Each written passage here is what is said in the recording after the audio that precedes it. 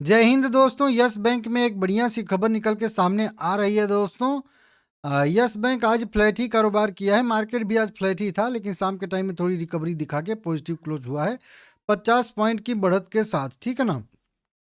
यहाँ पे देखेंगे दोस्तों तो लगभग 6.5 करोड़ इक्विटी शेयर यहाँ पे ट्रेड होता हुआ टोटल दिख रहा है। आज वॉल्यूम 135 करोड़ रुपए के टोटल शेयर बाय सेल हुए हैं और 41% के आसपास का यहाँ पे डिलीवरी परसेंटेज देखने के लिए हम लोगों को मिल रहा है। ठीक है ना।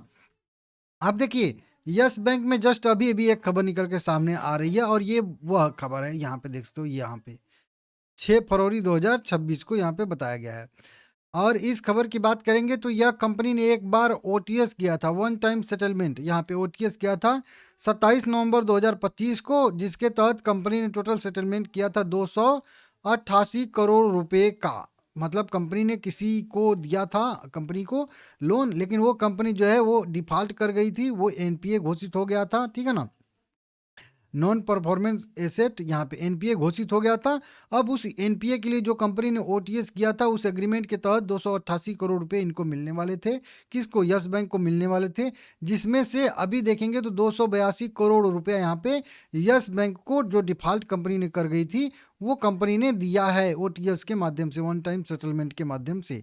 अब उस एनपीओ जो एनपीओ एनपीए कह लीजिए, एनपीए जो है वो मिलने से इनके जो है नेट कैरिंग जो है वैल्यू में जो है बढ़ोतरी देखने के लिए मिलेगी। एसेट मतलब थोड़ा सा इनका बढ़ेगा, क्योंकि एनपीए अब सुधर जाएगा। अब वो एनपीए में से इतना और घट जाएगा, तो जो पहले इनका नेट एनपीए वो था या फिर अभी है, वो भी जो है अब घट जाएगा, क्योंकि अब 282 करोड़ तो रिकवर हो ही गया है ना, तो एनपीए ही रिकवर किया है ना, तो एनपीए रिकवर करेगा तो वहीं एनपीए सुधरेगा, कम होगा। ठीक है ना।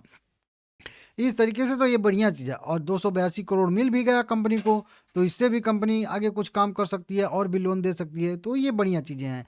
अच्छा सा यहाँ पे अपडेट निकल के सामने आ रहा है कंपनी की तरफ से, जो कि आप लोग देख सकते हो। ठीक है ना। अभी अभी यहाँ पे देखेंगे तो मुरलीधर टोनसे की नियुक्ति भी हुई है एमडी और सीईओ के पद पे, और ये बहुत ज़बरदस्त व्यक्ति हैं। ये एसबीआई में काम कर चुके हैं, बस इससे ही अंदाज़ा लगा सकते हो।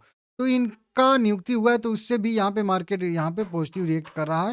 हालांकि आज कुछ खास तेजी देखने के लिए हम लोगों को नहीं मिली है। कई सारे ब्रोकरेज रिपोर्ट भी आज निकल के सामने आई हैं 6 फरवरी को, यहाँ पे 18 जनवरी को, 9 जनवरी, 19 जनवरी को। इस तरीके से यहाँ पे कई सारी रिपोर्ट निकल के सामने आई हैं। अब इन सभी खबरों को हम लोग 10 पॉइंट में देख लेते हैं कि क्या 10 पॉइंट अभी हाल फिलहाल की रही हैं। तो यहाँ पे विनय मुरलीधर टोनसे जो हैं, उनकी एमडी और सीईओ के पद पे नियुक्ति हुई है। पहले सीईओ प्रशांत कुमार जो थे, उनकी जगह पे इनको जो है नियुक्त किया गया है।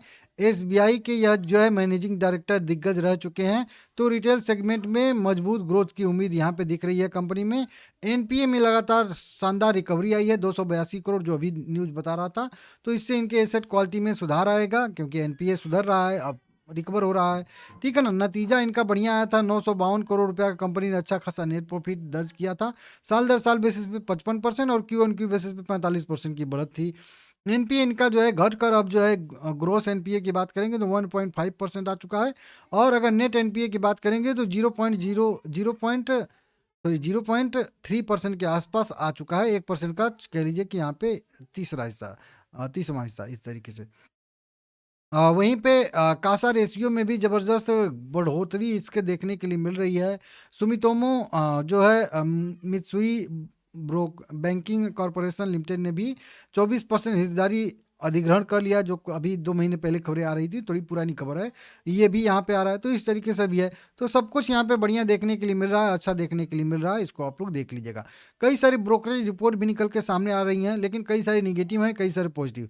वेंचुरा बाय रेटिंग के साथ 32 रुपये का टारगेट दे रही है। आईसीआईसी सिक्योरिटी होल्ड के साथ जो है 24 रुपये का टारगेट दे रही है। वॉल स्ट्रीट की बात करेंगे तो सेल अंडर परफॉर्मेंस रेटिंग देके 20 रुपये का टारगेट दे रहे हैं।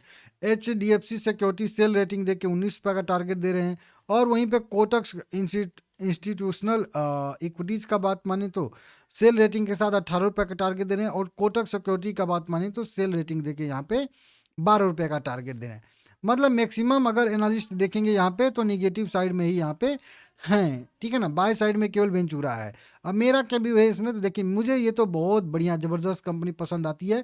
अच्छा, अगर आपका लॉन्ग टर्म का व्यू है और लगभग आप 1 साल झेल सकते हैं। मतलब 26-27 अगर आप झेलने के लिए तैयार हैं, ये बर्दाश्त कर सकते हैं। अब इस 26-27 पूरे साल में 26 से लेके मतलब जब 27 का शुरुआत होगा मतलब पूरा 26 में थोड़ा बहुत गिरावट भी आ सकती है और थोड़ी बहुत मोमेंटम भी आ सकती है, या फिर ना भी आए तो यहाँ पे साइडवेज भी रह सकती है। तो अगर 1 साल तक ही मतलब इसमें क्वेश्चन मार्क फिलहाल के लिए रहेगा, जो मुझे दिख रहा है, क्योंकि इस तरीके से यहाँ पे पैटर्न है, तो यहाँ से साइडवेज की संभावना है। बाकी बात करूँ तो 27 के बाद की, तो 27 के बाद का इसमें बहुत ज़बरदस्त व्यू रहने वाला है, अच्छा खासा। ऊपर के साइड में यहाँ पे देखेंगे हम लोग, यहाँ पे ऊपर है 28 रुपये और ऊपर के साइड में 32 रुपये। ये हमारा जो टारगेट रहेगा, मान के चलिए 28 और 29 के लिए रहने वाला। मैं बोलूँगा कि 3 साल का अगर आपका व्यू है, तो किसी से पूछने की ज़रूरत नहीं है, कहीं पे भी कुछ देखने की ज़रूरत नहीं है, ठीक है ना? अगर आपका 29 तक का मतलब 28 के लास्ट तक का व्यू है या 29 के शुरुआत तक का व्यू है, तो आप बिंदास इसमें जो है जा सकते हैं। और फिर उस समय तक 32 नहीं, आपको ऊपर के साइड में 45 और इस तरह के भी रेजिस्टेंस देखने के लिए मिल सकते हैं। इसको आप लोग नोट करके रख लीजिएगा, ठीक है ना? तो मेरा व्यू बहुत ज़्यादा पॉजिटिव इसमें है, बुलिश है, इतना आप लोग ध्यान रखिएगा। हर बार आप लोगों को बोला हूँ कि इससे बेस्ट मेरे हिसाब से पॉइंट नहीं मिलेगा। बाकी आप लोग अपने फाइनेंशियल एडवाइजर से पूछ लीजिएगा, ठीक है ना?